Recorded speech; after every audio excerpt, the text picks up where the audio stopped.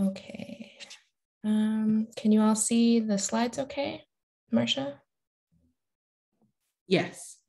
Awesome. And you don't see my notes or anything, do you? I do not see your notes. Okay, awesome. I'm also going to, if I can, turn my camera off so that there's no delay with the slides, because sometimes when I give presentations and have my camera on at the same time, there's a little bit of a lag. But I'm going to get right into it. So like Marcia said, this workshop is about personal digital archiving and some basic digitization tips. And I'm going to get right into it with an introduction. And I want to note that the beginning of the workshop has a lot of technical terms that I'll be defining, but it'll be a lot of repetitive information that I'll explain multiple times. And if you have any questions about it, you can put it in the chat and I will get to them as I'm presenting. There are also breaks for questions between certain sections, so plenty of time for that. And I'll go ahead and get started. So digital archiving involves archiving two different types of materials. The first is what we call boring digital materials, which are files that exist only in a digital format, or that they were just originally created in a digital format. The other type of materials are what we call analog materials that get digitized. So these are physical materials like papers and photos and objects that we scan or take photos of to create a digital file representative of the object. So it's different archiving, boring digital and digitized materials, but I'm going to talk about both in this presentation. The reason people usually digitize items is to put them up online for access, and also because digital items take up less space than physical ones. So sometimes if people want to condense things, they will digitize a collection and save space that way. But at the end of the day, a digital file is just a binary code, which is a series of ones and zeros. And that binary code is stored on hardware, things that we consider like what you would call, we would refer to like laptops, USB drives, hard drives, computer servers, etc. And the files on this hardware get read by software. And in the next section, I'm going to talk about what hardware and software are, as well as data and metadata. Metadata is a big, scary word that I'm hoping to make a little less scary today by just explaining to you what it is, because it's really not too complicated of a concept.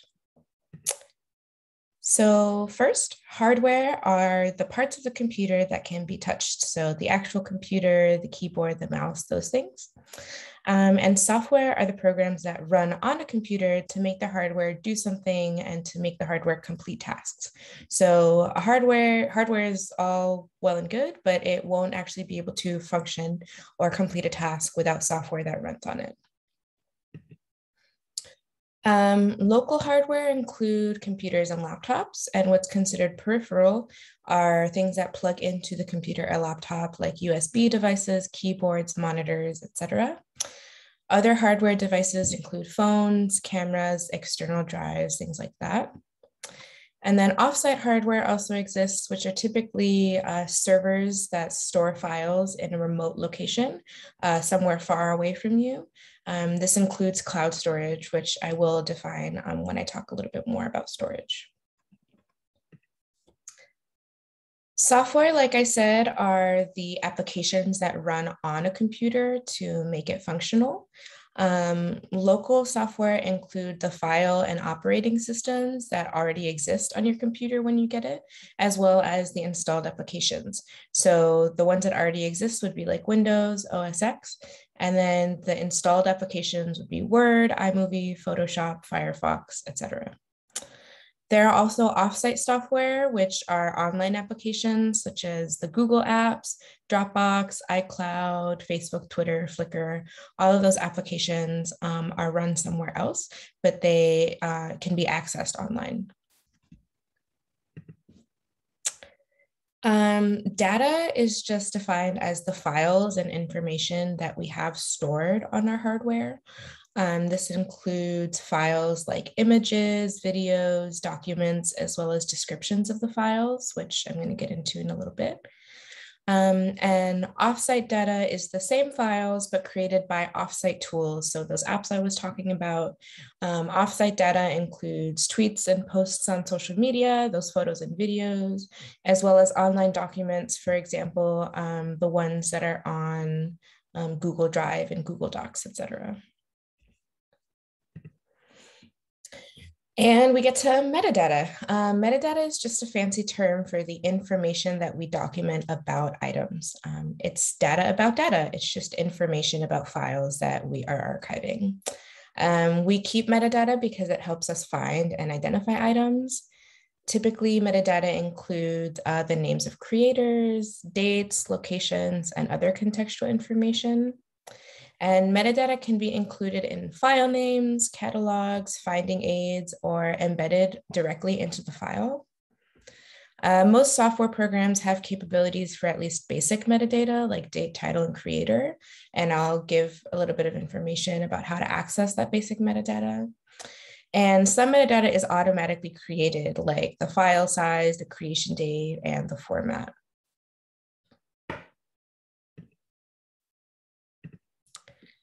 There are different types of metadata.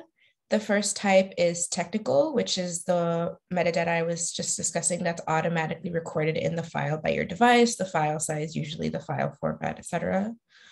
Embedded metadata is information that's linked or attached to the file, and that's actually preferred for archiving. Some embedded data can include information some people consider private.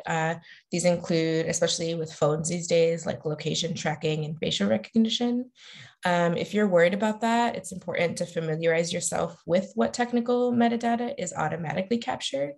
You can try to understand if some of it is useful, and if you decide that some of it is not useful, you can consider making what are called sanitized copies of your files. By removing that metadata, there's special software. There's an application called EXIF tool. I'll type that into the chat. That you can use to remove embedded metadata on your photos and videos, for example. You also want to be careful of which files you share on social media and online in general, because there's some embedded metadata that could be shared without you actually knowing it.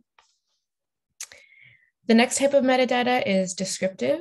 It describes the item and is used for finding and identifying items. You manually enter it with software, and it provides contextual information like creators, location, date, title, keywords, etc. The next type is structural, and this refers to how the item is put together. For example, if it's a book, it'll talk about the chapters. If there are items kept in different file formats, it'll talk about that.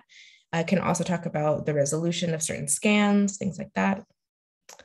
And the last type is administrative. And this is just information that's useful for the archivist, like creation date, any access restrictions, notes about preservation, anything like that. Some tips for metadata. It's really up to you to decide what's relevant and what you want to include and what'll be useful for you and your audience.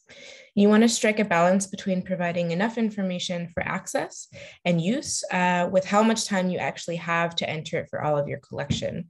Remember that it takes time to gather and enter metadata.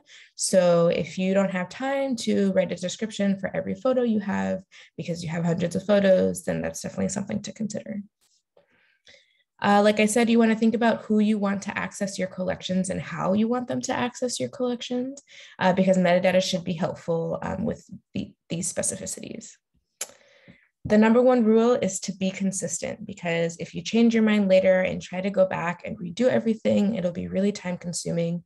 I talked a little bit about that in the first workshop, but in the next section, I'll talk about steps for planning so that you can actually tackle your collection.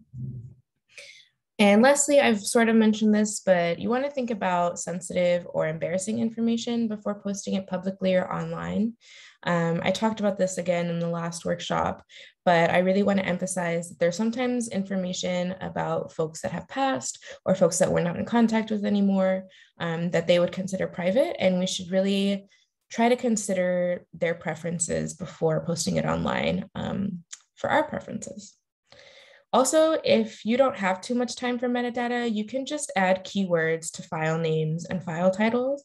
It's pretty easy to rename files. You just right click on the file name and there's an option for renaming, and you can enter some keywords. And when you search through your Finder or Explorer on your computer, it'll find files that way. So that was a big overview of some pretty big concepts. So I'm going to stop here for questions real quick. I'll give it 30 seconds to a minute and drink some water in case anybody has a question that they want to put into the chat.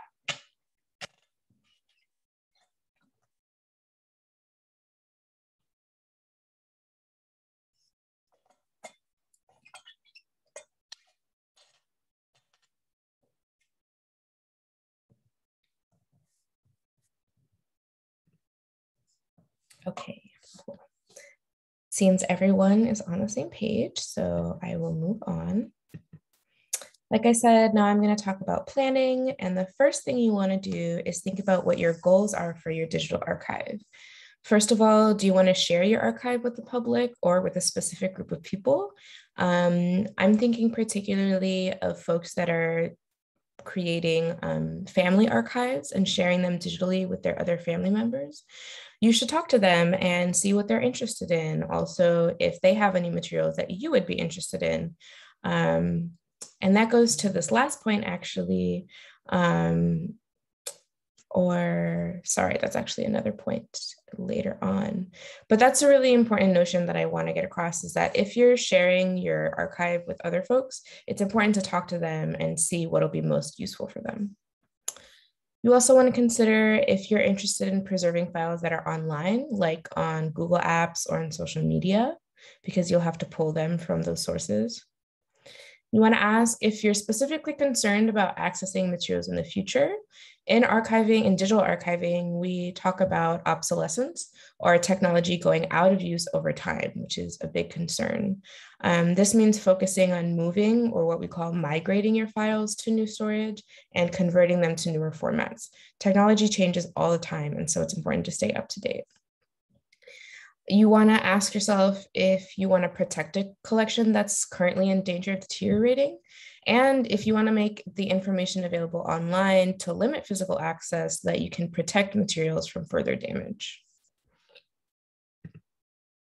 Your ultimate goal should be to create a digital archive that meets your needs and the needs of your audience in an accessible way. When I say in an accessible way, that requires talking to people and asking them how they'll be looking at your collections, what they want to look at, and what needs that they have. Some more things to think about. First of all, definitely think about your budget and whether you have access to more funding or if you need to work with what funding you already have. You want to ask yourself if you have a time limit or a deadline, or if you have all the time in the world. You want to consider what the scope of your collection is and what kinds of materials you want to archive, how much of that material there is, and if it's already digital or if it needs to be digitized. An important thing is also how many people you have to help you, because if you're doing it on your own, it's obviously going to take longer. And you might want to consider minimizing your collection a bit if it's just you. And lastly, this is what I was talking about before, of whether you want to collaborate with another archive. This could definitely mean a professional repository, but it could also mean what I was mentioning about reaching out to your family members or the community members to see what they have and what they're interested in seeing. Now I'm going to talk about some issues and risks with digital archiving, but right after I'm going to get into how we deal with those issues and risks. The first one is what we call mutability. Digital information changes all the time. It's important to make sure that your files aren't getting changed all the time or erased or written over, because that can obviously alter your collection. I talked about this just now, but we worry about obsolescence and technology going out of use. An example of this are CDs and tapes. There are not many readers or players for those anymore. So it's important to keep an eye on how technologies are developing so that you can determine whether new types of storage are becoming obsolete or if types of storage that are coming out are just a trend or if they're actually really good long-term solutions. This requires actually doing research and reading news about what technology is being developed, and also involves learning how to move or migrate your collections in an efficient and logical way in case, for example, hard drives start to go out of use and you need to move to a newer storage media. Also, there's two types of deterioration that we worry about. The first is deterioration of files on the storage media. Files themselves can deteriorate digitally. So we need to figure out how to make sure those materials are not deteriorating by assessing the conditions that they're being stored in, making sure that they're safe in case of emergencies and that the collection won't be destroyed by a storage device going bad or getting attacked by a virus or something. And then obviously there's the deterioration of the actual storage media of the hardware. Factors going into this include the quality of the manufacturing, how heavily the technology is used, how carefully it's handled, the environmental controls like temperature and relative humidity, as well as the quality of the equipment used to access the data. So a lot goes into the deterioration and sustainability of data and the media that data is stored on. Also, a concern is security when data is online, because information online can be pretty much reached by almost anyone. And there's also issues with hardware and software because they can fail for various reasons. And lastly, files can be corrupted, they can be lost or misplaced. Sometimes we have thousands and thousands of files on our computer and we lose track of them. So gathering your files and appraising them, which I'm going to talk about in a little bit, is an important step. At the end of the day, all digital information and storage media is subject to decay, just like physical or analog archival materials. In fact, digital files are often at a greater risk than analog materials like books and paper.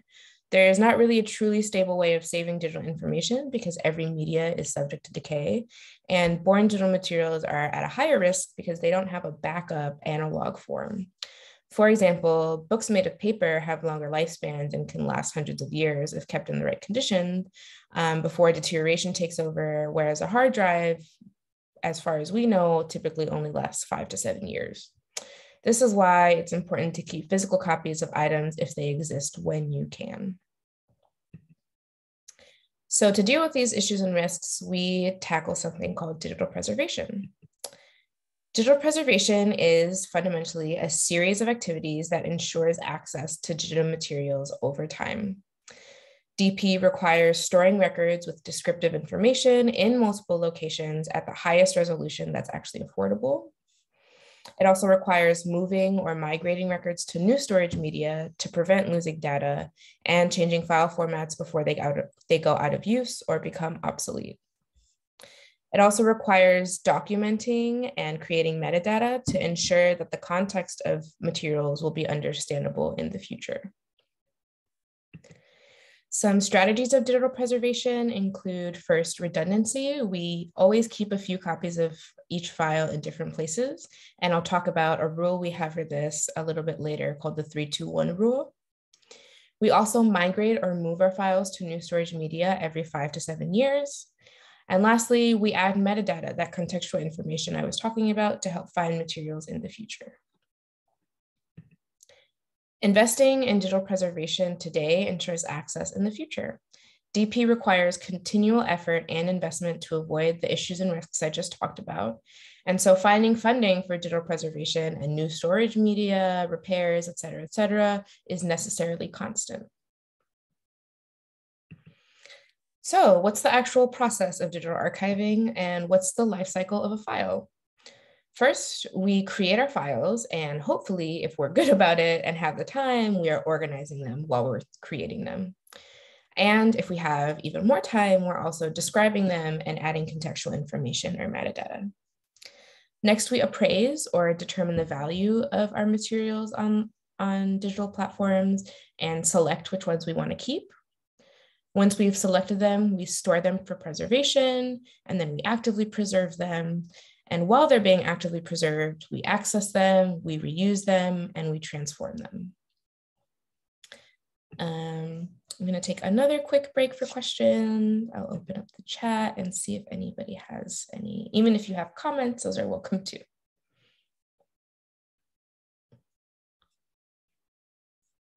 Oh, I see. Marsha, could you possibly, Jordan raised their hand. I don't know if you can allow them to speak, or I think I can actually. Yes, I can. All right, there we go. Can you hear me? Yes. Okay, so one of the questions that I had in terms of like digital archiving, if you're using like a flash drive or external hard drive, who are the sources that you use when they go, go bad on you?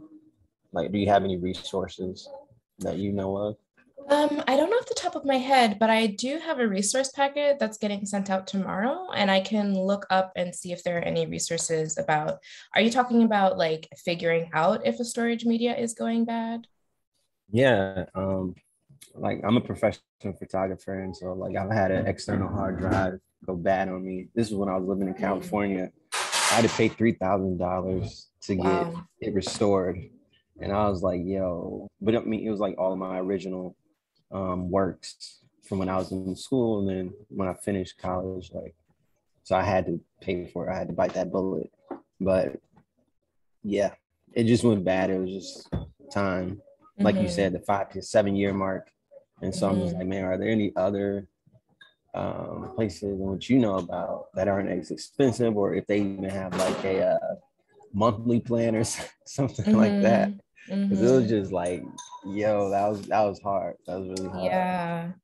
Yeah, I don't know too much about like recovering files, but I can find some information about sort of assessing whether something is going bad. Typically something, I'll talk about this in a little bit, but a trick that some archivists will do is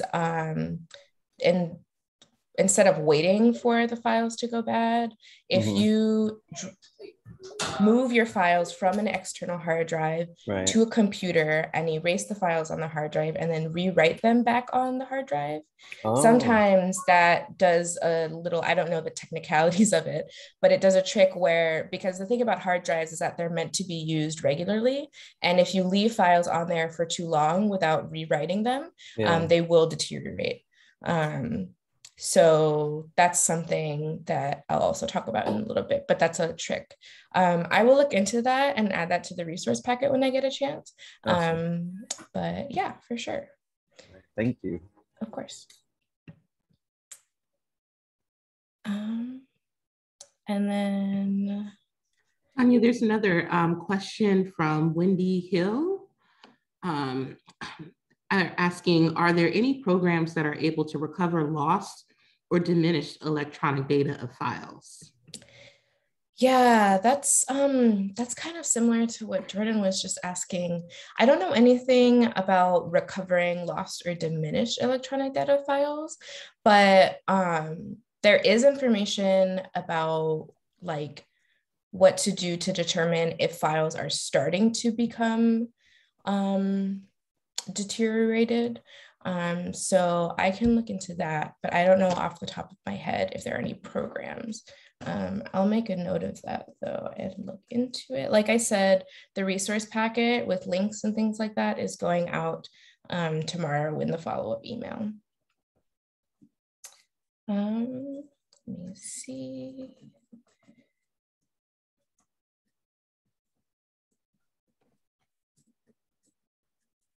Okay. And I see there's some in the chat. Lori said, I think that might have something to do with defragmentation of hard drives. And yeah, like Marcia said, cloud storage might also be helpful. And I'll get into sort of the pros and cons of different types of storage in a little bit. But yeah, there are lots of options for storage. Okay, awesome. So I'll look into recovering lost files and also figuring out if the storage media is going bad and add that to the resource packet. Now I'm going to jump into how to actually get started. The first thing you want to do is definitely consider what your digital comfort level is. If you are not super familiar with high-tech cameras and scanners, then you probably don't want to go that route. You want to go with what you know, and if you have funding to get more training, then that's useful, or if you know somebody who can train you, that's great, but not everybody has that. You also want to consider what formats your records are in, if most of them are already digital or if they need to be digitized. And also remember that digital records stored for long-term preservation need special treatment, unlike paper records. Paper records get pretty standard treatment for long-term preservation, but digital records are very different. I brought this up earlier about appraisal and curation. Selecting which records you're going to keep is necessary. It's not realistic to keep everything forever, so this is a step that you really don't want to skip. You want to be selective about what you want to keep and how long you're going to keep the files for. You can keep a lot of things, but you don't necessarily need everything forever. Once you've decided what you're keeping and what you're not keeping and why, you want to document this and stick to the plan that you have. Like I said, consistency is key. There's also a whole section about appraisals in the first workshop. I don't know if Marsha or somebody could link the recording to that in the chat, because there's a whole section where I talk about how to select records and a lot of the same things apply. I am going to go into a quick 2-slide overview of some commonly kept digital records. The first category are financial records, which include loan payoffs, tax returns, canceled checks, bank statements, check stubs, investment statements, and medical bills. And how long you keep each of these files for varies depending on what your needs are. Legal documents include wills, trust documents, marriage licenses, adoption papers, death certificates, and deeds. And that retention period also varies. There are also medical records, which are typically tests and exam results, and keeping those, again, is indefinite. And lastly, historical records, which we typically consider archives, are the photos, videos, audio recordings, scanned items, and born digital documents, which the retention period is also indefinite for.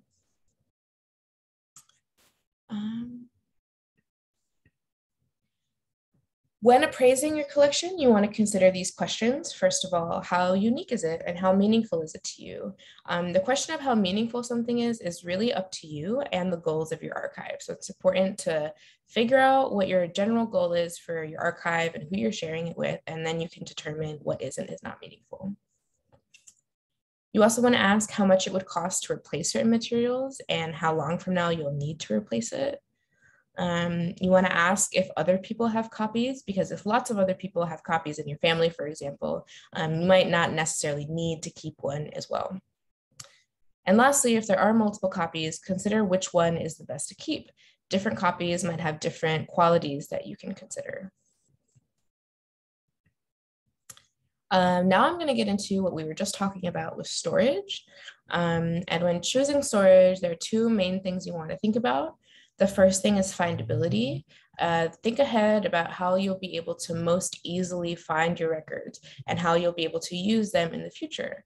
When you lose records, they can't be used. So the ability to find records manually or with a search tool is really helpful. And you can do this with metadata, with good file naming, and good organization.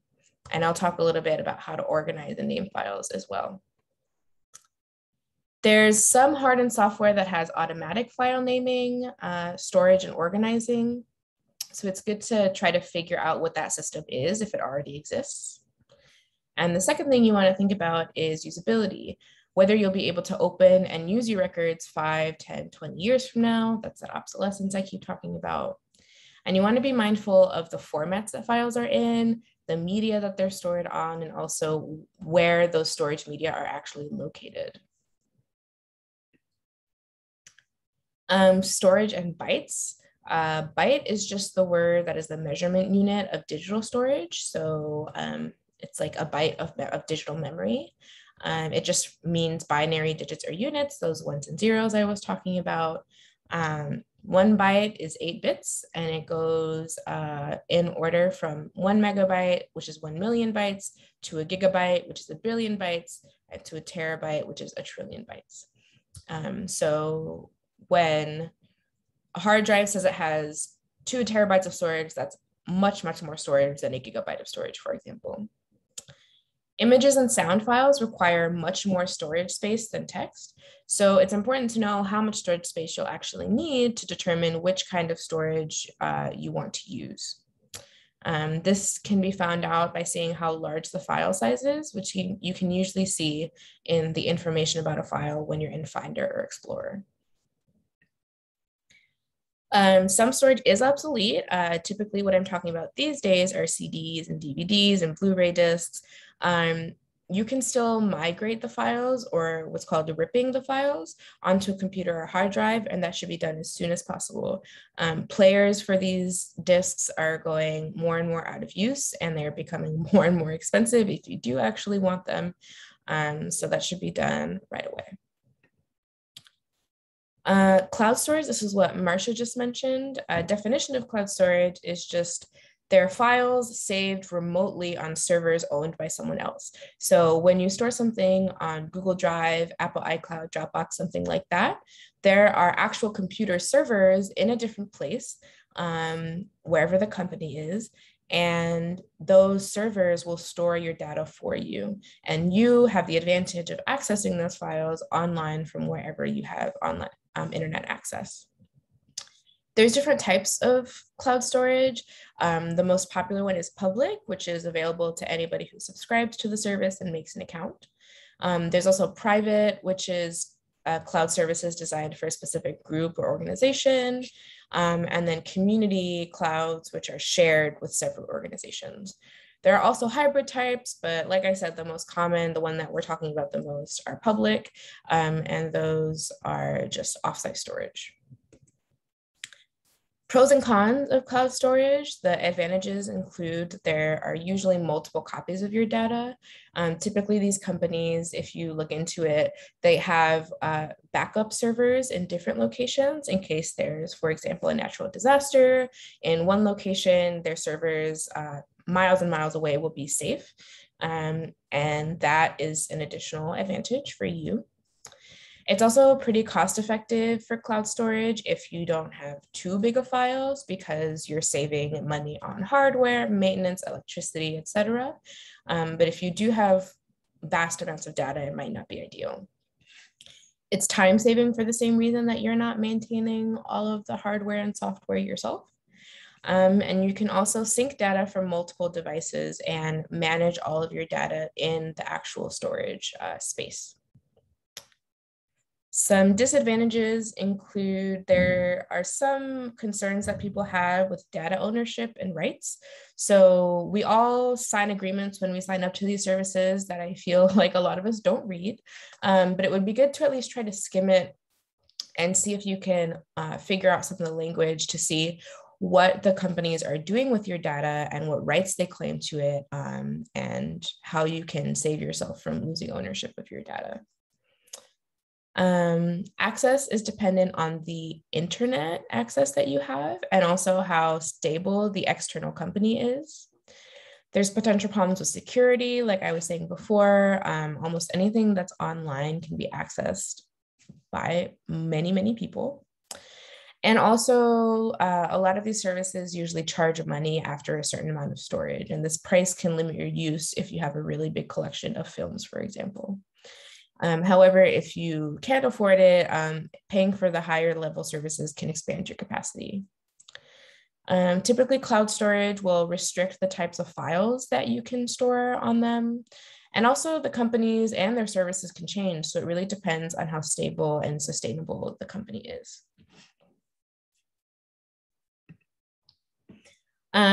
What we were just talking about with hard drives are considered external storage.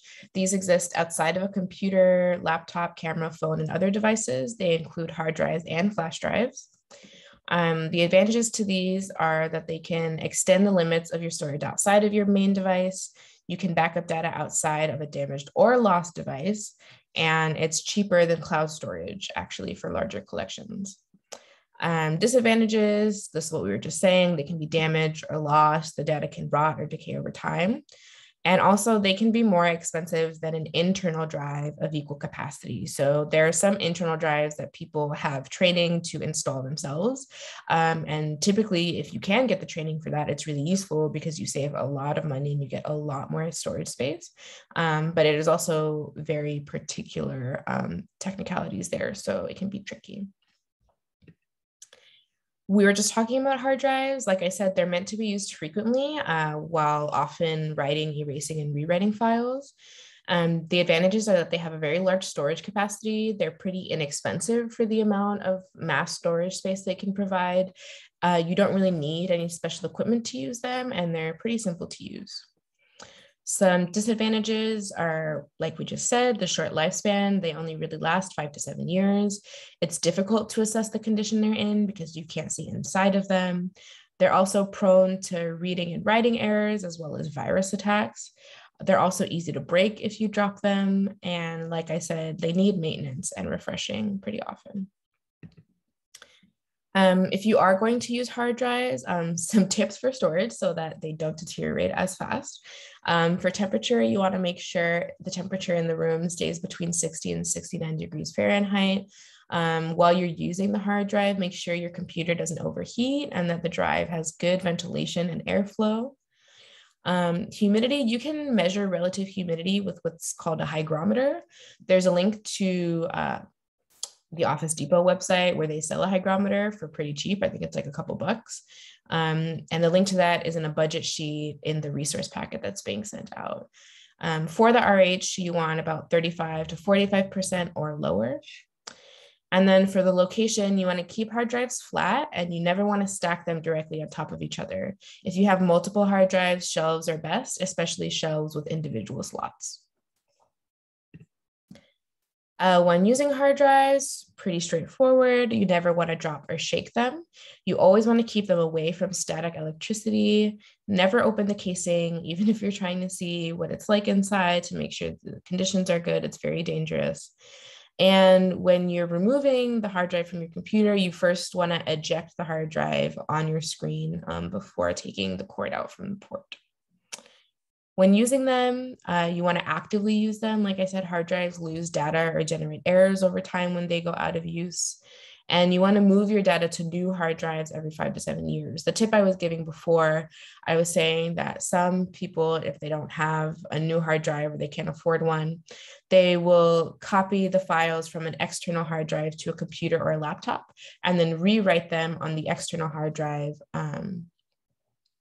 just to rewrite the files and refresh the hard drive. You also want to check files regularly, even between migrating them, every couple of months, even every couple of weeks if you can, to make sure that they're not going bad. The other type of external storage, flash drives, they are known by many names, also known as thumb drives, jump drives, pen drives, or memory sticks. They typically connect through a USB port. Although SD memory cards from cameras also are a type of flash memory. They're a good option for a secondary backup of your data if you don't have too big of a collection. The advantages include their durability. They work very well in less than ideal conditions. Actually, I've heard that if you get a flash drive wet and you just let it completely dry before plugging it back in, it'll still work and still have all your files on it. I have not tested that theory, but I have heard that from archivists. They don't require any special equipment to read the data, and they're pretty simple to use, as well as pretty affordable if you have a small collection. Disadvantages include the difficulty to assess their condition and to repair them without a specialist. Jordan was just talking about that, about how expensive it is to repair hardware when you lose files. So that's tricky. Also, the cells will eventually burn out, so they need refreshing as well. And if you have big collections, you really don't want to go with flash drives because it can get pretty expensive. Also, since they're so small, they can be hard to label. Usually you have to attach a ring or a hook to put a label on it. And they also can be lost or stolen pretty easily. And a note with flash drives, if you are going to use them, you want to watch out for static electricity like with the hard drives. The next two slides are just about file formats, and then I see there are some questions, I think, in the chat. For file formats, so files are saved in different formats depending on what type of data they contain and what software they're being read by. Some file formats are proprietary, which just means they can only be used by specific software, while open formats can be read by many types of software and are preferred for archiving. I'm going to give some specifics about which formats are best for different file types in the next couple sections. And then in archiving, we think a lot about compression, which is just getting rid of redundant information and data to make smaller files. You can compress files pretty easily on your computer using different software. And this allows you to keep important information while making more room for storage on your device. There's two different types of compression. The first is lossless, where no information is lost. This happens with TIFF and JPEG 2000 files. This is preferred, but not always realistic because the file still stays pretty big. And the more practical option is lossy compression, where information is lost and images, for example, lose a bit of quality over time. But it's, like I said, more practical because the file size makes more sense. Okay, I'm going to take questions now and see what's in the chat. Oh, yes. So people are talking about Flickr, potentially an option depending on your risk levels. New owners. Let's see. It's useful to name your physical media usefully. I have stacks of CDRs that I'm unsure what's on them and struggle to fit. Yeah, that's very tricky. It's definitely important to label everything and know what's on everything. I'm trying to see. Tanya, Jordan has his hand up. He has another question. Oh, okay. Yes. I think you can still unmute yourself, Jordan, if you would like. All right.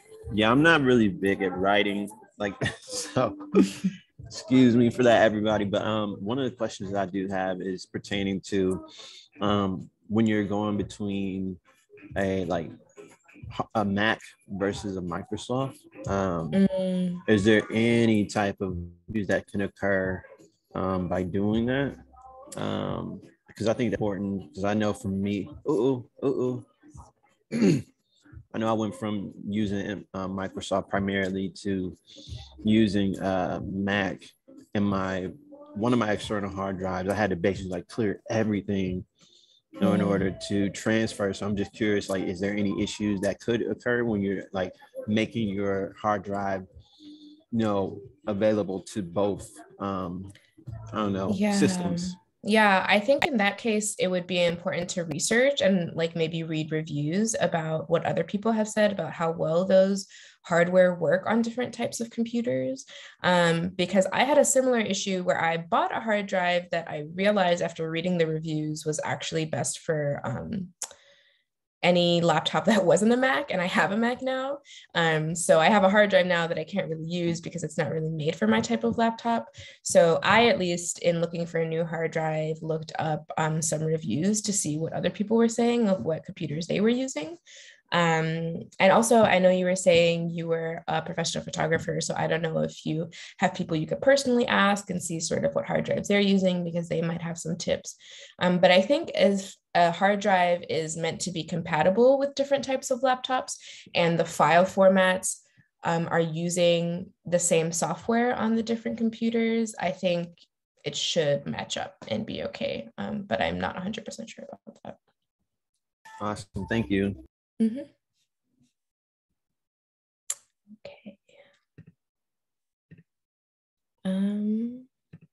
I think that's it for this question of sections. I don't see any more questions. There's something in the chat. Ayana said, also external drives will often have to be reformatted into a different format. I think FAT or FAT32 is universal. Okay. So now moving on, I'm going to actually get into the section about archiving different types of files.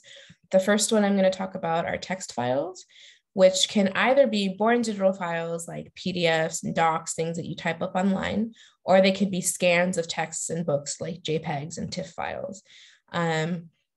I'm going to go into the file formats next. And once you decide which file format you want to go with, you want to save pretty much all your files to that format if they're not already in that format already.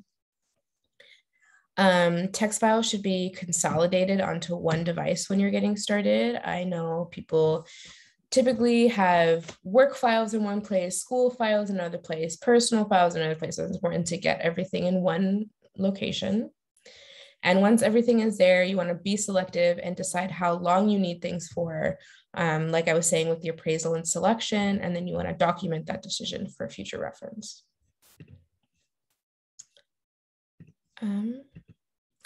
So text file formats, I have 2 slides for this. The first are PDFs, which are really good. They can be separated into pages. They support images and other multimedia. You can search through them. You can include links. They can be annotated, as well as you can add metadata, which is really useful. The file format PDF-A is specifically made for archiving, but it doesn't allow for embedding audio and video, so that can be a bit tricky. Doc and DocX are Microsoft Word specific, but they have really extensive formatting options, as many of you probably know. However, when you're opening Doc and DocX files in another program, for example, on Apple's Pages, the formatting might change because they have different capacities for different fonts and things like that. The most preferred format actually for archiving text is Open Document Format, or ODT. It's not proprietary, and it has a lot of formatting options like Docs. It's made by the open source software Apache OpenOffice, which is free online. This, like I said, is the preferred format by Library of Congress for text storage. If you have files that are proprietary but have some formatting you need to store, converting them to ODT can make it more suitable for archiving. Some less common ones, but still definitions that could be useful. Text file formats or plain text format can be opened by most programs, but has really limited formatting. There's not really any variations in font style or size. You can't include tables, images, or multimedia. So these are only really good for pure text files and if it was the original file format. HTML files are what are used to create web pages, and they can only be read by web browsers, although you can create HTML with lots of different software. And these are used for sharing information among computers online. The last type is XML, which is sort of similar to HTML in that you create data using tags. And XML files contain metadata or information about the context of a document, like title, author, description, date, etc. A lot of software programs can read and search through tags in XML files. So typically when you're searching through a catalog record on a library website, what it's actually searching through is all these hundreds of XML files that have different tags.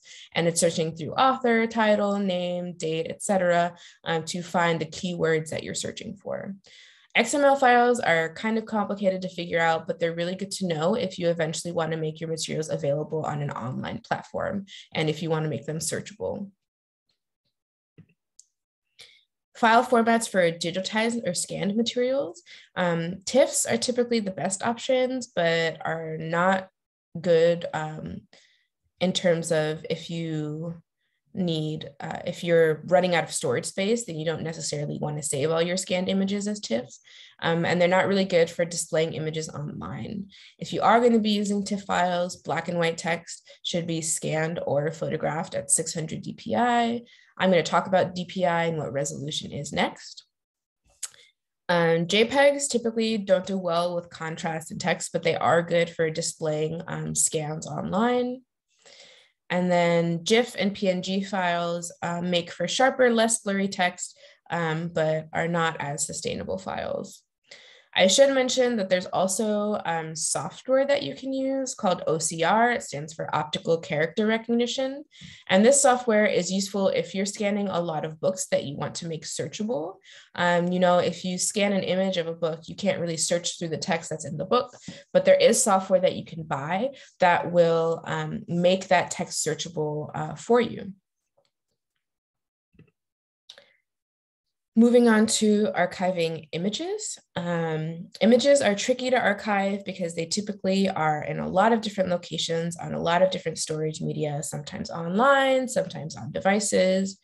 Also, the size, the quality of the images can be challenging. Images are stored in pixels, which is just a unit of measurement for the visual data that a computer stores.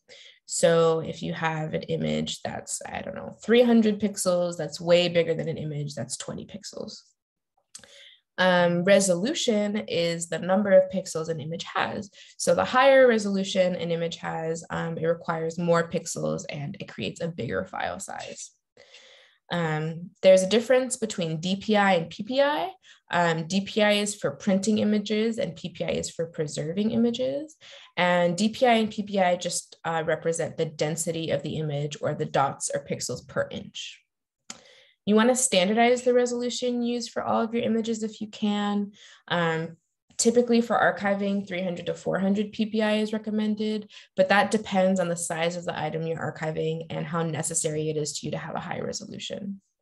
You want to choose a resolution that's high enough to be useful, but not so high that it's difficult to store and retrieve images in a practical way.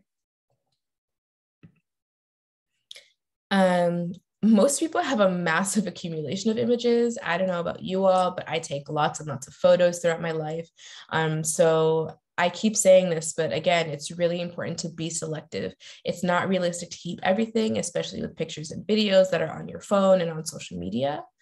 And when you are deciding what to keep, you want to consider the bit depth, or just the number of pixels for each file size.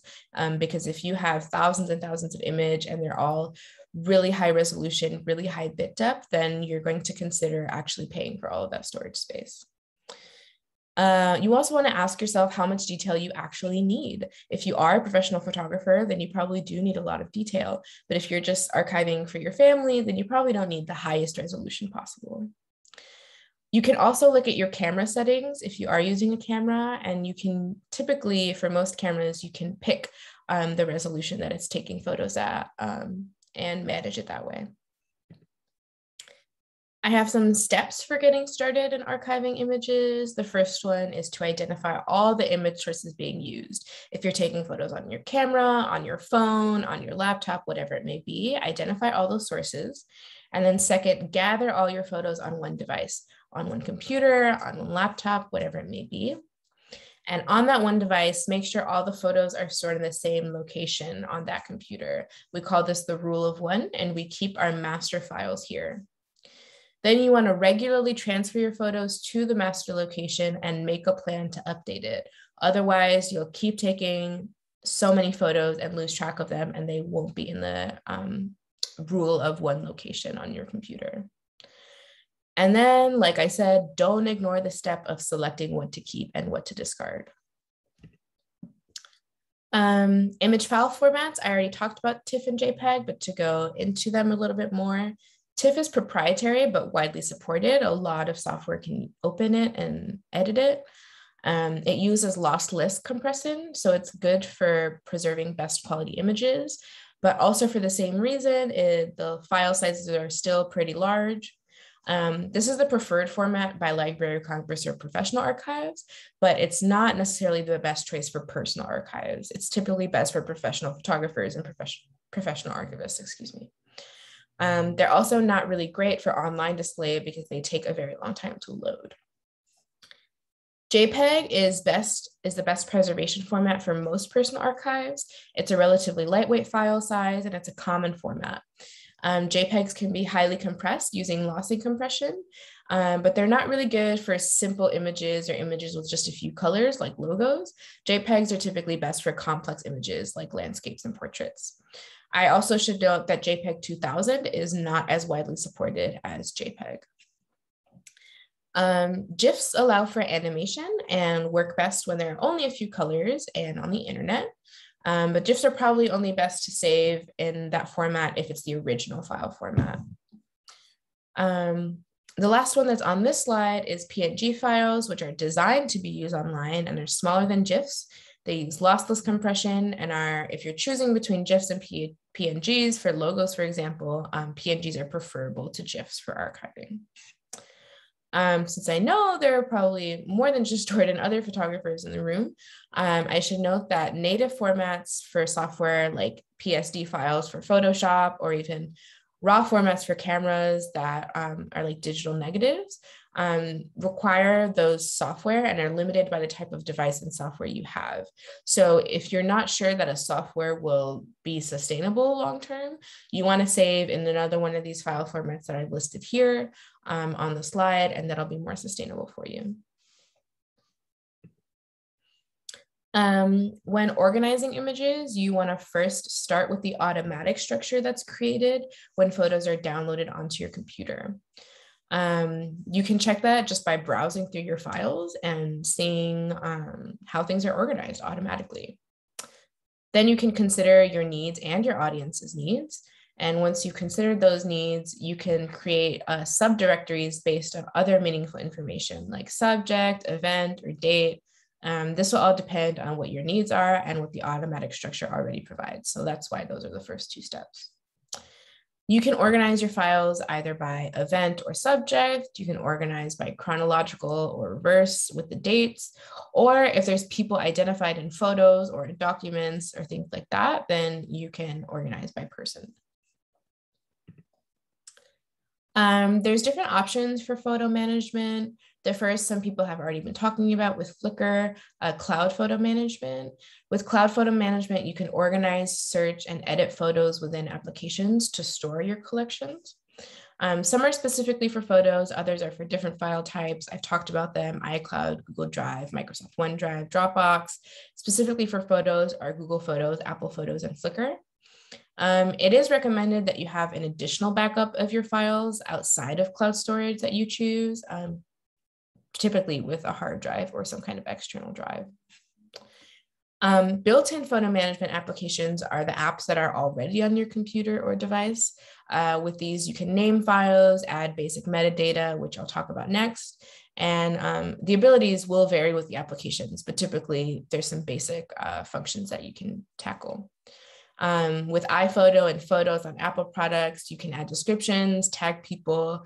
There's also GPS location data, which some people feel weird about, but I did talk earlier about sanitizing your files with EXIF tool. Some other software for built-in management apps include Apple's Image Capture and Windows Explorer Gallery. The last type I'll talk about are digital asset management programs, which are really thorough applications that allow you to edit photos, process them, and add descriptive metadata. These are typically used by advanced amateur archivists and professional photographers. They're more advanced and more costly than other software, but there is lots of information online about how to use them. Examples of these include Adobe Bridge, Adobe Lightroom, Extensis Portfolio, etc. To add basic image metadata, you can first select your file in whatever file browser you're on your computer. While the file is selected, for Apple products, you want to go to File, and on other products, you want to go to Properties. And then from there, if you're in an Apple product, go to Get Info, but otherwise, you'll just, fields will appear, a box will appear with fields where you can see the automatically added metadata, the file size, the date, etc. And then there'll also be options to double click and add your own comments or tags. I'm going to talk about archiving AV materials next, but I'm going to check what's in the chat first.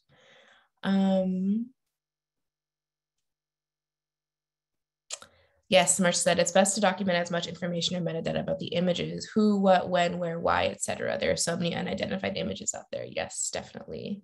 Metadata is really important for all digital files, especially photos.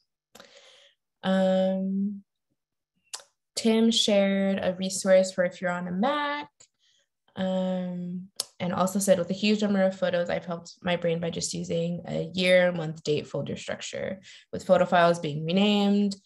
And then using Adobe Bridge to add keywords and metadata. All of that metadata is maintained on my local system, and so goes with the files if and when I upload any copies to cloud or to family. I basically don't try to keep track of file names, but use the metadata to organize and make sense of the images. Yeah, exactly. That's exactly right. Okay. I'm going to talk about archiving AV materials. I will say I do not have expertise about digitizing AV, like tapes and reels and things like that. There are resources in the packet that's being sent out about digitizing those, but I don't want to confuse anybody more than I need to. So I'm just going to talk about specifically archiving AV materials that are already digital. These typically include home videos on your phone, oral histories, music recordings, etc. And some of them, like I said, may need to be digitized if they're not already digital. Some challenges for archiving AV is that a lot of them come in proprietary formats, which are more likely to become obsolete. So it'll become more difficult to access the data in the future. It's also hard to create descriptive metadata for video files and audio files because you have to actually listen or watch through the whole file, which is time consuming, labor intensive. It's not as quick as with a photo, which you can just look at. There are also evolving standards and practices. Practices for archiving AV materials are still new, so there aren't always answers to popular questions. Also, audio files and especially video files are large files and demand lots of storage space. There's also a lack of accessible and reliable information online. Most of the resources online are for professional archivists. There's not many for non-professional archivists. And most of the resources for non-professional archivists are services like home movie conversions or streaming services. Some strategies we use is to transfer videos from devices or online storage to hard drives while watching for compression.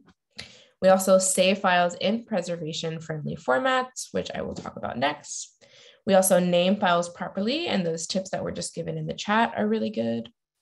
And we add metadata, like Marsha was saying with the images. Same thing goes for the videos. You don't want to have to watch every video to see what's in it. It's best to add description so that you can look at the file information and decide what to do with it from there. File formats for audio files, they become very large, so lossy compression is more typical. The first is WAV, which is proprietary but very commonly used. A note for people who work with sound and music, WAV is good for storing both mono and stereo and is suitable for archiving. Some variations exist, but broadcast WAV files are best for archiving and allow for metadata in the header. If that didn't make sense to you, it's probably because you might not work with music or sound, so that's okay. AIFF files are proprietary, but also commonly used, so lots of software is available. They are pretty much interchangeable with WAV files. It's just for Apple products, but the sound capability is pretty much the same. And then MP3 files are acceptable for archiving according to Library of Congress. They compress audio data very well using lossy compression. MP3 files can be used by many devices and many software and are also good for online access. MIDI files for musicians out there simulate instruments, but are not typically really great for archiving. So it's best to convert those files when you can. When archiving video, also the files typically need to be compressed because they're very large. Videos on CDs and DVDs, it's like I said before, time is running out. It's important to get a player if you can, connect it to a computer and copy the files onto the computer. However, when you're copying those files, make sure you're not copying any copyrighted or commercial materials. I'll talk a little bit about copyright further in the presentation, but I should make that note. And then phones, camcorders, and SD cards can be imported or copied from a device onto more permanent storage. You can usually just do that using Finder or Explorer on your computer. And then from there, you can use another application like Google or Apple Photos. Different file formats for videos. The MOV, WMV, and AVI are all proprietary, but very common and are really good for viewing files.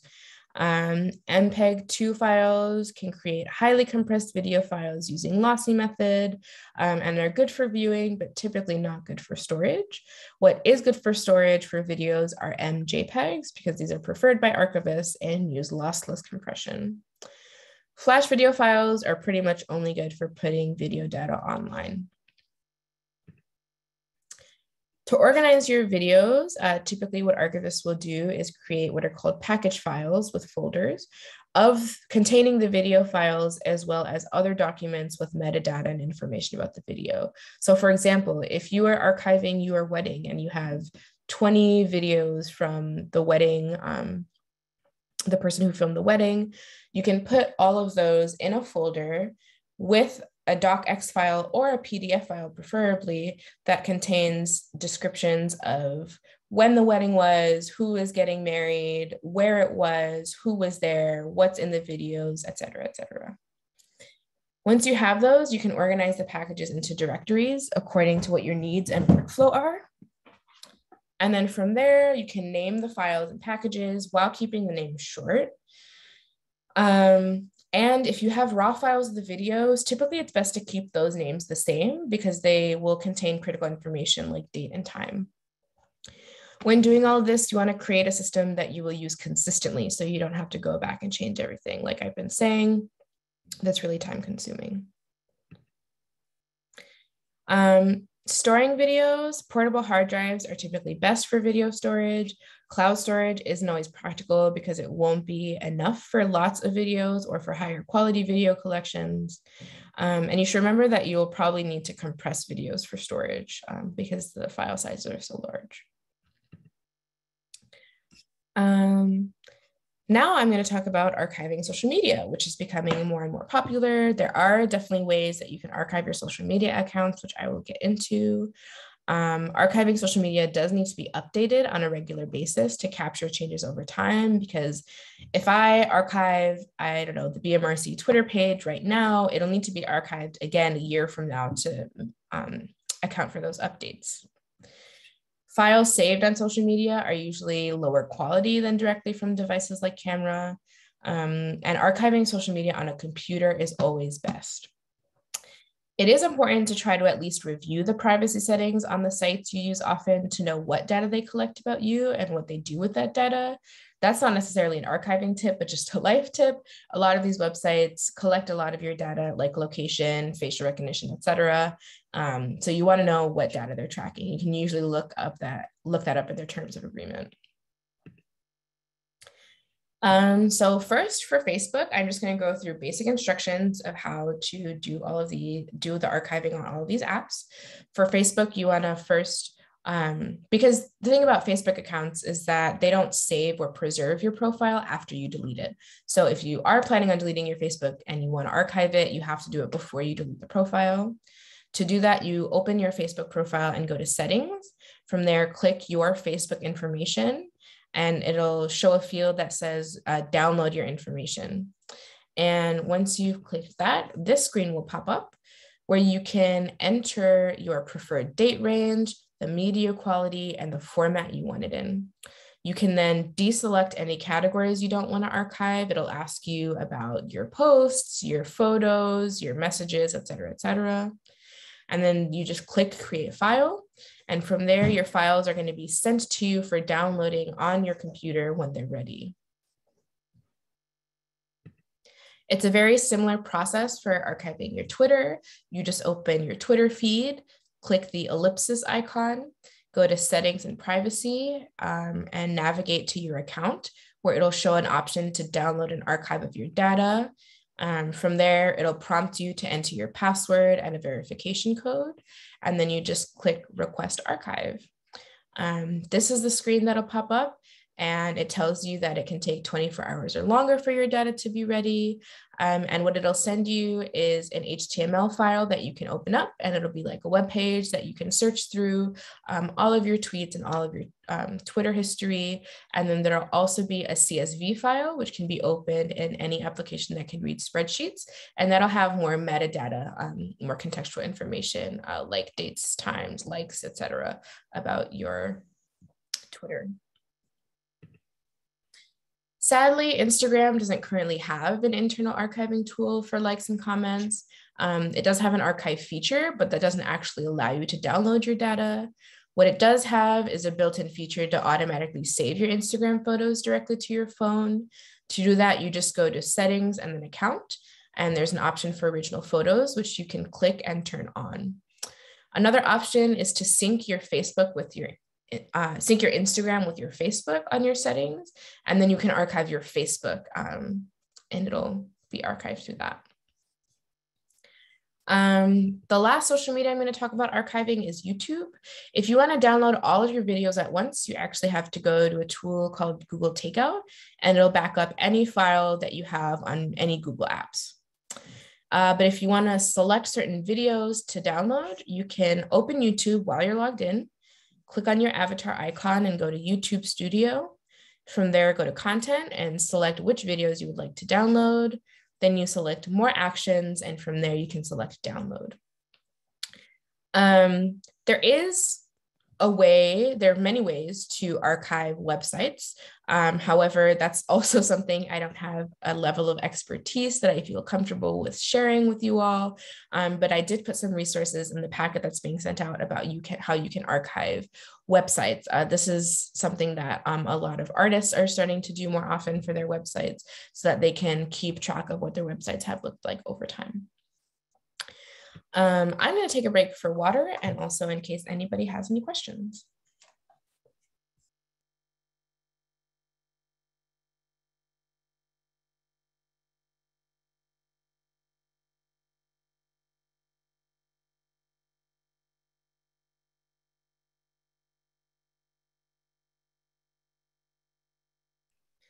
Okay, if no one has any questions, I will keep going. I'm going to talk now about organizing, file naming, and basic preservation practices. Going into organizing tips, you want to choose a method or a system that works best for you as the owner of the collection, while also considering the needs of your audience. I know I keep saying consider your needs and your audience's needs, but I cannot emphasize that enough because this is what's most important. The archive should be useful to you and the people you're sharing it with, so it's important to think about that. Once you've considered that, you want to create first a file naming system, and then a folder system, as well as a plan for adding metadata. These three things will put you in a really good spot for finding and being able to use your records later.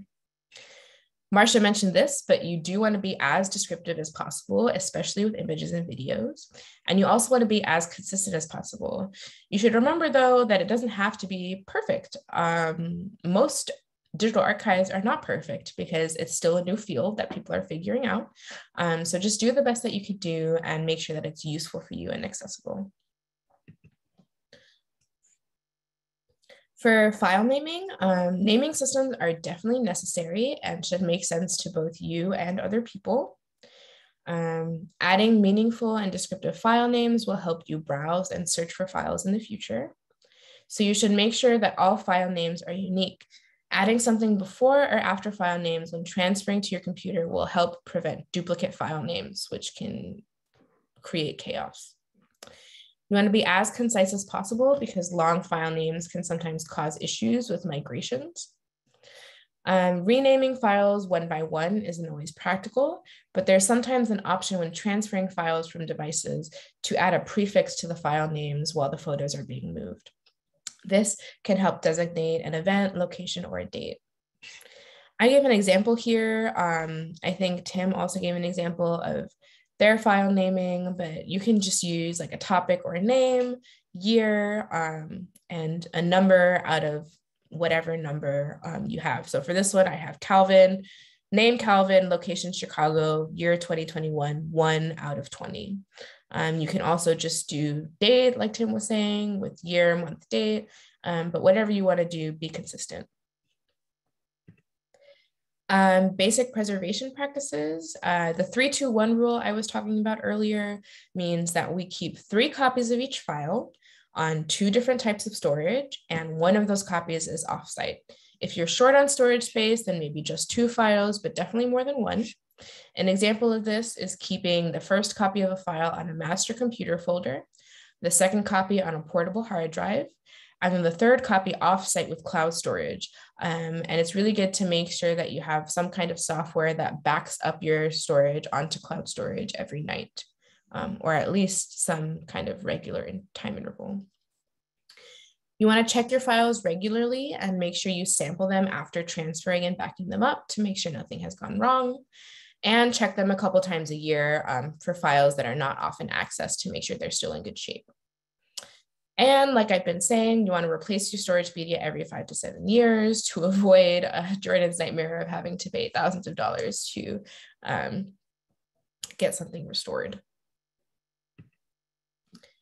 Now I'm going to talk about putting it all together, and this is all review. So it seems like a lot of information, but I'm just repeating things that I've already said. The first step, like I said, is figure out what your archive's goals are, and then you can assess the size and scope of your collection.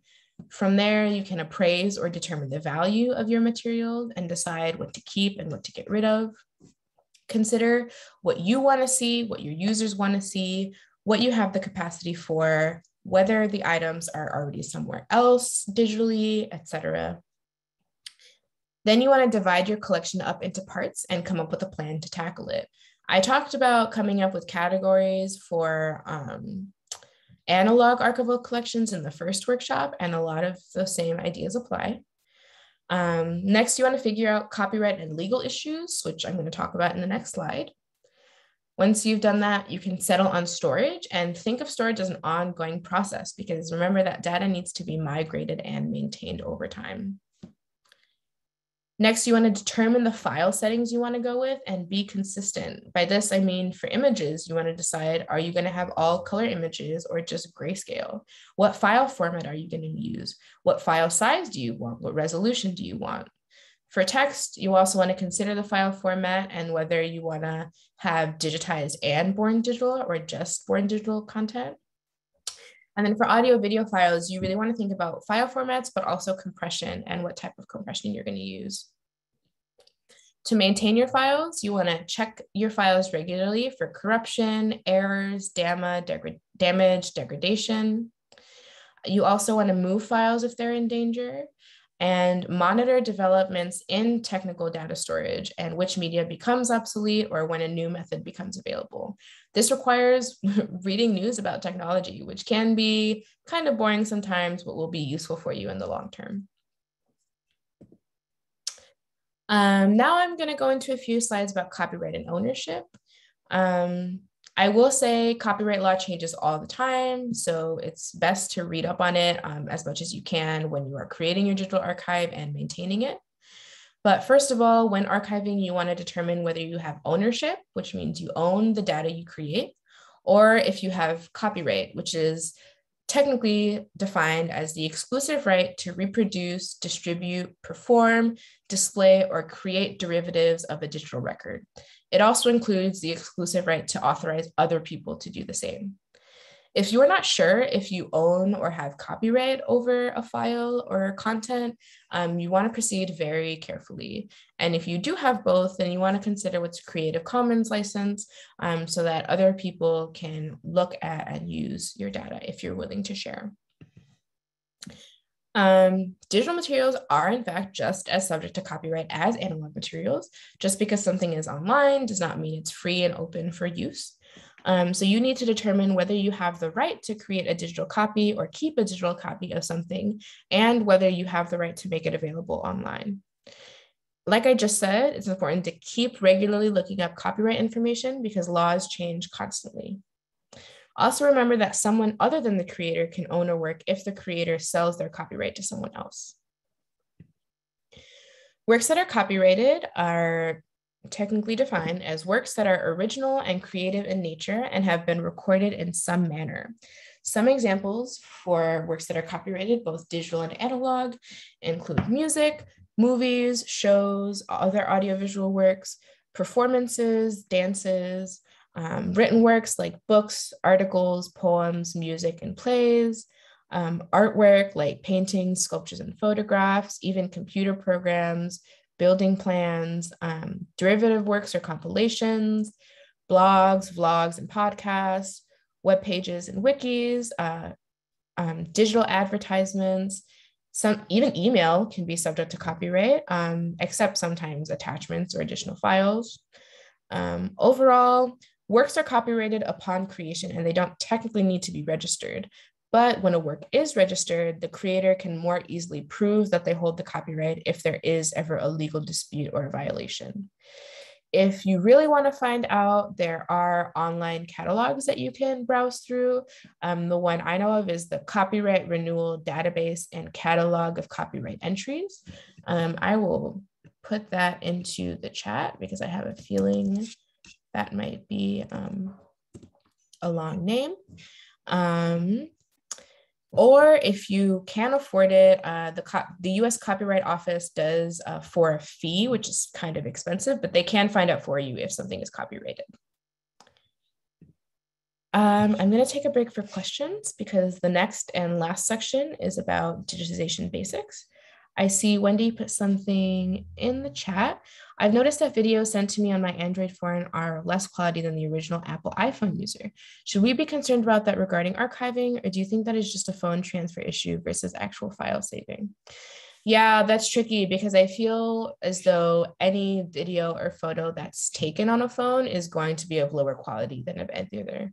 I have yet to be able to get the same quality images from digital cameras as on phones.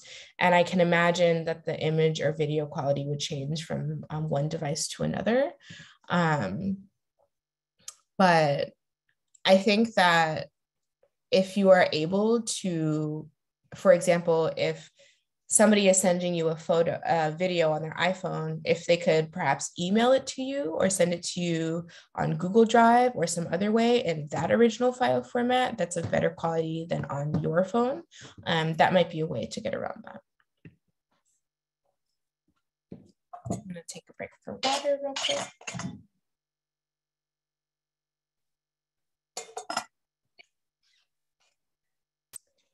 Okay. Moving on to the last section, which is just about basics of digitization. In basic intro, digitizations help provide access to materials online while protecting them from harm. If you have a scan of a book, then people can just look through the scan instead of handling the book. And that's great for you, especially if the book is deteriorating or very fragile. You can protect it. This is also especially true of old family photos. I have old family photos that I am sort of keeping on reserve and not really viewing because I want to make sure that they stay in the best condition possible. So digitizations can be really helpful for viewing those objects. However, digitizations are limited by your budget, staff, equipment, and training. And if you don't have those resources, you might want to consider outsourcing with an external service. This can be expensive in the short term, but cheaper overall if you don't want to buy all the equipment yourself.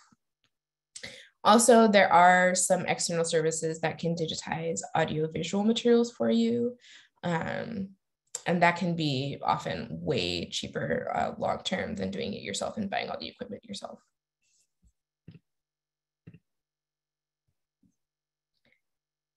Just quickly, someone asked if we'll have videos and full transcripts of parts 1 and 2 available. Yes. So the part 1 of this workshop is on YouTube. I think it was linked in the chat, and it does have a full transcript available.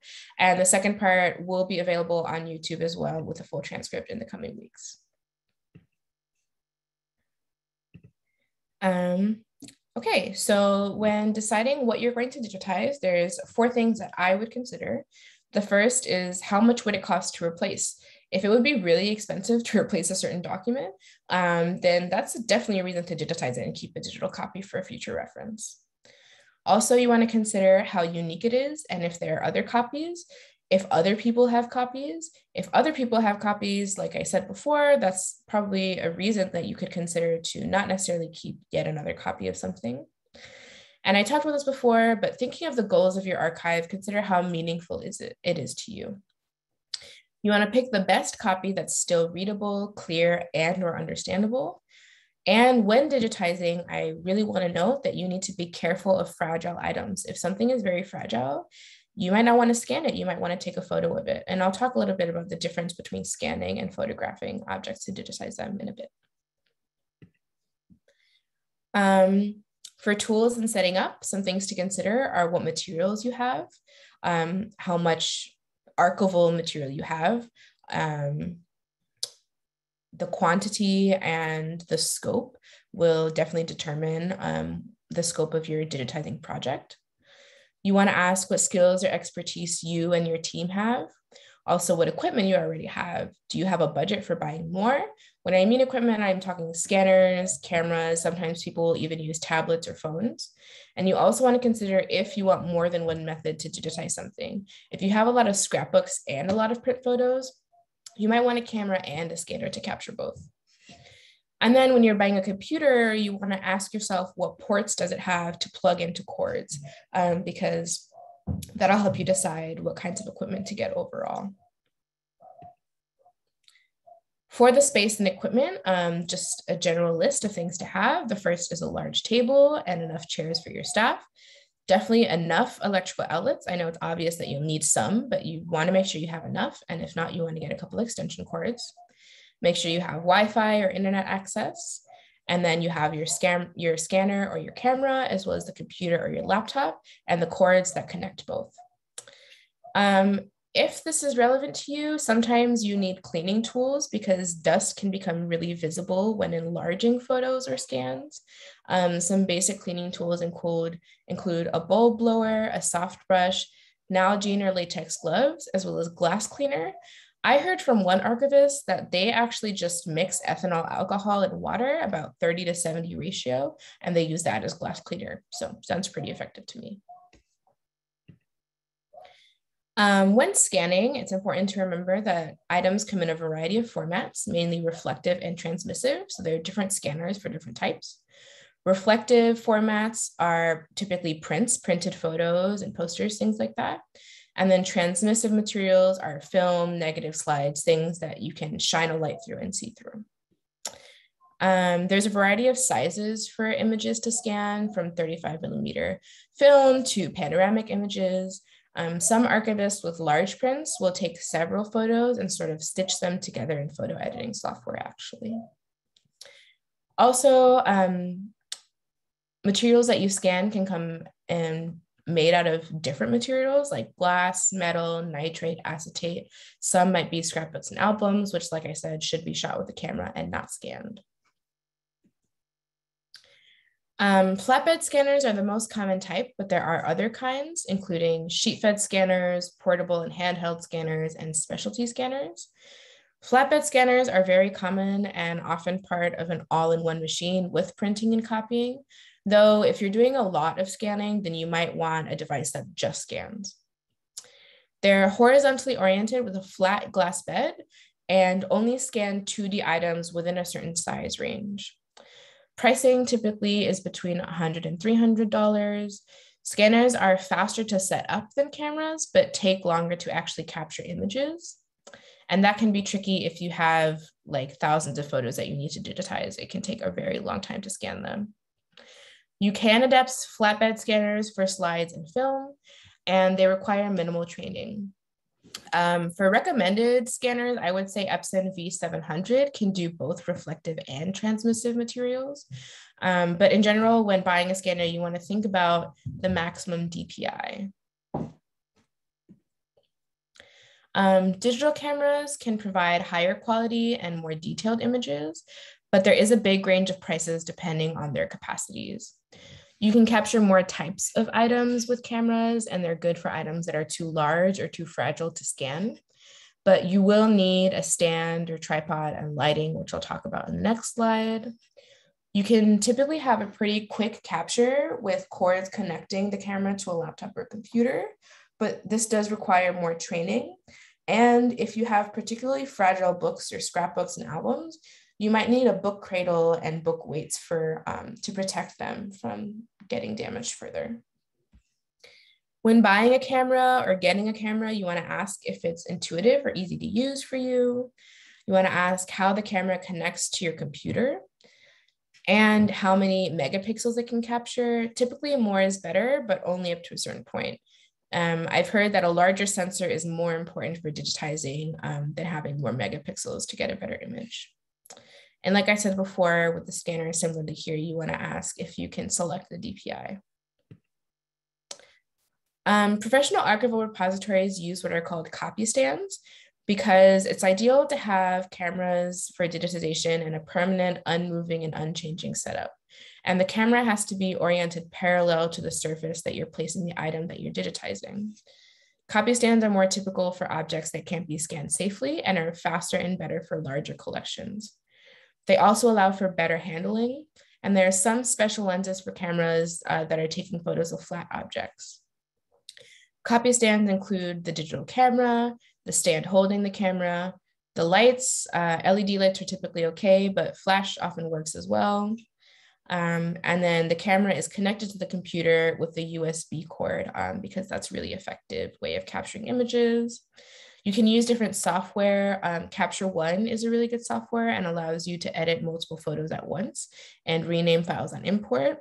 Editing multiple photos at once is useful, especially if you're cropping images to get rid of the white space around an image, which is important for saving storage space. It can really add up with thousands of photos. You can also use Lightroom or Photoshop, which can rename files on import.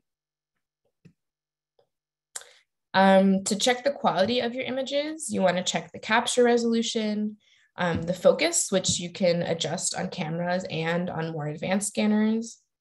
You want to make sure you have even lighting with copy stands and make sure there are no dark spots. Like I said, you should crop close to the object, which matters a lot for larger collections, and pick the best file format for your collection if you can and have the storage space for it. TIFF files are great. Some tips for scanning. With cameras and for scanning, you want to shoot against a blank background. So scanners will typically have a cover that is a blank background, but with cameras, you want to shoot against a black background. You don't want to let materials sit on the scanner for too long just during the capture, and you want to try to only scan photos once to limit exposure to light. You should only scan the backs of photos if they contain important and relevant information. And if something is rolled up, consider how fragile it is before trying to flatten it, and be gentle. Like I said before, I don't have that many tips or expertise about AV digitization, but I did put some links in the resource packet. This is my last slide. And this is just about which information you should capture when you are scanning materials. First of all, you want to standardize the input of the information and metadata. Make sure you're taking the same information for each file. You want to decide what you're going to make public with the information you capture if you are going to share. Make sure you have good file naming and organization that is consistent. And the list of information that I would at least capture is the name of the creator, the dates, the title, places referenced, names of people referenced, the context or the story, and the type of material. And if you capture this for most of your collection, you will be good to go. That's the end of my presentation. I see there are some questions that I will take. Someone said, what are examples of each type of equipment by brand that is commonly used? That's a good question. I know for the scanners, I recommend the Epson V700. I have experience using that scanner and it was really intuitive and easy to use. It also wasn't too expensive, but I'm not sure about digital cameras. I can look into that and also add that to the resource packet. Brands of equipment to use. Okay, I answered that question. I'll open the chat. Was there a resource guide for part 1 as well? And if so, if we missed that registration, is there some way to acquire that? Yes, actually, if you go to the recording that's on the YouTube page, in the description of the video on YouTube is the link to the resource packet. It's the same resource packet for part 1 and 2.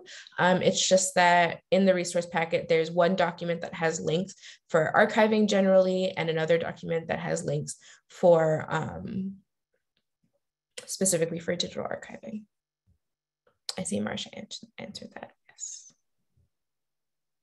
Tanya, Glenna has her hand raised, so I gave her permission to talk.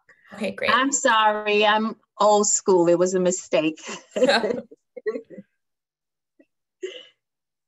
No worries. If you do have a question, you're welcome to ask it, but otherwise, you're Thank good. you.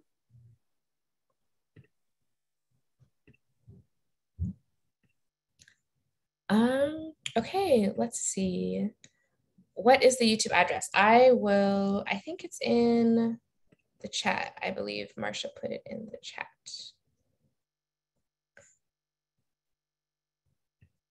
Thank you, Marsha, for putting that up there. We still have 20 minutes, so I will stay here for questions, but that is the end of my presentation. Like I said, the resource packet is going to be sent out tomorrow through Zoom. Oh, I see, Jordan, you raised your hand again. Let me give you, oh, you have permission to talk already.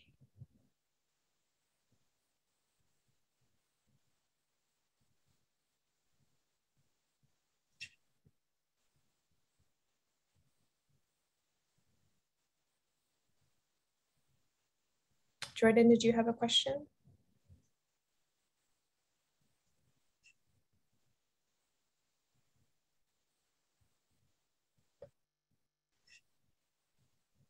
Perhaps not. Someone in the Q&A asked thoughts of proprietary versus other file formats.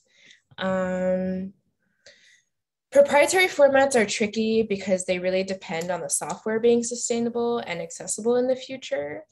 I would say if you're archiving for long term, it's definitely best to use open formats. I specified in the slides. The slides will also be shared in the resource packet. And you can see on the list there which ones are open and which ones are proprietary. For videos and audio, proprietary formats are more typical because there are less versions of open formats. But for images and text, you definitely want to use open formats. Thoughts of platforms like Wikipedia, DLPA, others. I'm not sure what you mean, thoughts on platforms. If you could specify what you mean by that, I would appreciate that. Can you reiterate that hard copies are your best backup? A lot of folks think that digitizing is a permanent archival solution that allows you to get rid of analog mediums. Yes, definitely.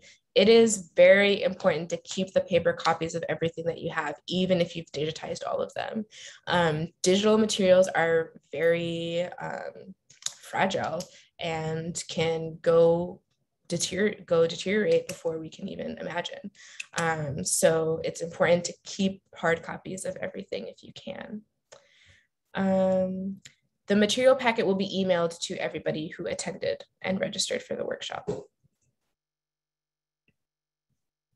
Oh, I see. Platforms to put the digital files on other than your own website. I don't know that I have thoughts on it. I think if I have thoughts on it, I would just consider what information you are sharing and whether you have the rights to share that information. If you're sharing information about your family, you might want to check in with your family members to see if they're okay with you sharing that information. Otherwise, people are typically very for and very pro sharing information on those types of platforms. But again, you should determine whether you have the right to. If I can add as well, Tanya, some of those platforms like Wikipedia and DPLA might also have their own requirements for folks who are wanting to add digitized materials. So you might also want to check what their requirements are to make sure they align with what you're able to provide. Great, thank you, Marsha.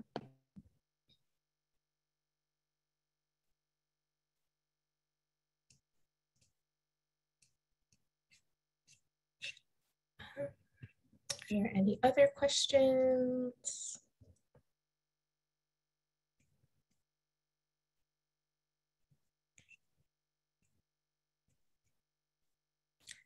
If there are no other questions, I think we can wrap up. I know we're ending a little bit early. I can stick around for sure, but thank you all for joining. I really appreciate you coming to these workshops. I'm happy to share the knowledge with you and excited to post everything online. Yeah, it's been great. Someone said Wikipedia Commons must be non-commercial usable. Makes sense.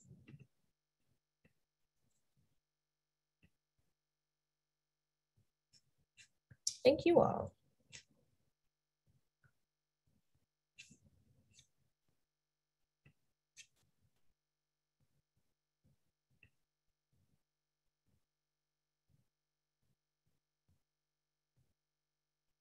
I'll stop sharing my screen so everybody can see my face. Marcia, do you have any last words? Other than to thank you for another wonderful and very informative workshop, and to thank everybody for joining us. As I mentioned at the outset, Tanya's our community engagement archivist, and the work that they are doing with these workshops are supported by a grant from the Andrew W. Mellon Foundation that the BMRC has, which is documenting Black Chicago through technology, sustainability, and outreach. And these workshops are a part of really spreading more knowledge about archives to community members. So once again, thank you all for joining us, and thank you, big round of applause to Tanya. Thank you, everyone. Have a great rest of your evening.